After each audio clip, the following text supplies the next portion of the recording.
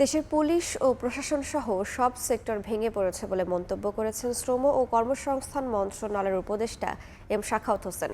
রোববার দুপুরে নাটোর জেলা প্রশাসকের সম্মেলন কক্ষে শ্রমিক কল্যাণ ফাউন্ডেশনের এক অনুষ্ঠানে একথা বলেন তিনি।